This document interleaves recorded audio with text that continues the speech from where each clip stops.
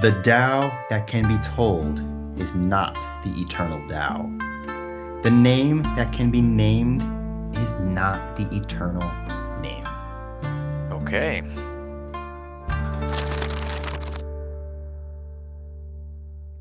Hey everyone, welcome, welcome. We are here today to do a Tao Te Ching reading and interpretation through our lens. I am Mark and I am with.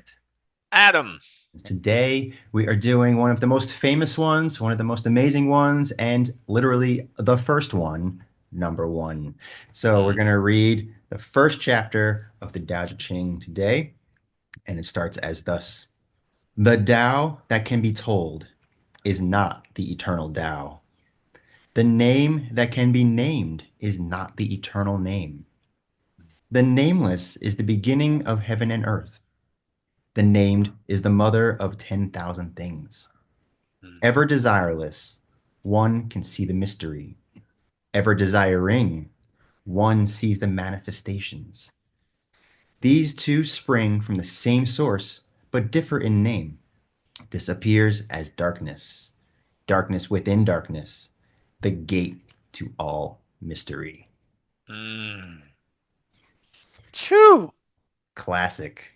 I mean, It's as classic gets right there. it's really tough.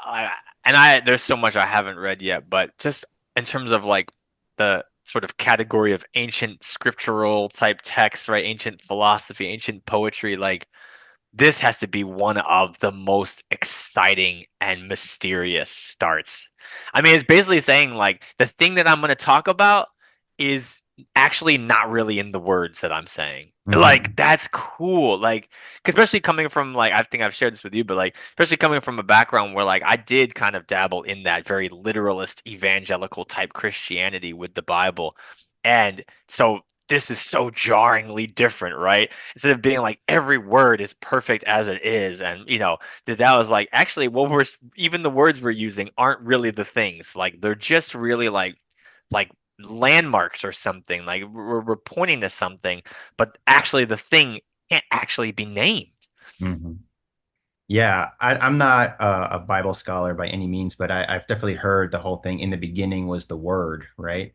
Yes, Is yes, or the that part of, logos. Yeah, yeah, is yep. that part of Genesis or Hmm. so it's funny how in the beginning was the word, but we're talking about this. The beginning is not words, No, it's before it's words. before Yes. words. So it's the ideas. And when we try to put words to something, we're already, I guess, trying to define it in a way that Mm, is already losing the essence of what already is. yeah. So it's like the universe is the universe, but as soon as we start trying to understand it and define it and put all of these images to it and try to make sense of it in our head, we're already getting into that analytical space of not trusting, not feeling, losing that intuition of just the knowing, right? That's what I'm Yes. getting from that. The name that can be named is not the eternal name. Yeah. As soon as you start Nope. naming it the Tao, Yep. you're bringing a humanistic perspective into it, Yeah. which is already sort of pulling you away from the Tao. Yes. Yes. Because I feel like in the beginning, like I love how this is talking about like the containment of all this duality, right? We haven't even started talking about yin and yang, which is like a very famous duality, of course, in this system. But this isn't even talking about that yet, right? Like it's just talking about even the duality of like namelessness and named, and how the Tao is something that contains both nameless, all that is nameless and all that is named is they're all contained within this mystery of the Tao, right? Like that is really powerful language. And even this idea of like ultimate desirelessness and ultimate desiring being contained at the same time with this thing, right? Like that's an amazing thing to like really sit with, that this is like a spring from which there's literally nothing to desire and infinite desire. Like, wow. Yeah, it even says the named is the mother of the 10,000 things, right? So it is Yeah, the already once you start sort of naming things. alluding Yeah. to that yin yang, what you mentioned of Yeah. because in the yin yang world, that's the duality within the oneness, but it's already oneness starting to be separated. And from the two comes the three, from the three comes the 10,000 things. And that's what all of the Hmm. universe is, which is already the one. But as Hmm. soon as you name it, the named is the mother of the 10,000 things. So that's when we start putting names to everything and figuring stuff Yes. out or trying to figure stuff out or learn or expand and Yes. all and this is all great stuff. This is what makes us human is this yearning for understanding and learning. Hmm. But it can get us in trouble in a lot of ways too. Oh, Trying to definitely. dig too deep, trying to define things very explicitly, very specifically, and not just Yes. letting go and saying, this is the Tao, this is the way, this is the universe, this is all things. And let's try to flow with it a little bit more and trust it and trust ourselves within it versus that separation of we Yes. are not the universe. Yes. And Well, that's no, that because once desiring part. yeah, because once you name something, then it is therefore separate from all that Mhm. is, right? It's like this is a thing that I'm going to call out specifically, Mhm. and like this is the nature of the culture that we were born into, like this post-enlightenment culture of everything being deductive and like breaking it down and breaking to pieces, right? Like this is that the sort of atomic age of like let's break everything down to its little atoms and Yeah, subatomic particles. But now I feel like in this age that we're in, this moment is more like the rising of that quantum age where it's like, okay, actually there's more than just form. right. Like there's Well, formlessness something and like a makes name. form, right? What makes form? Yes. Exactly. Exactly. And I feel like that's what this passage is like inviting us into is like, whoa, think beyond just form. Like there's also all the formless. Think beyond just name. There's also all the nameless. Mhm.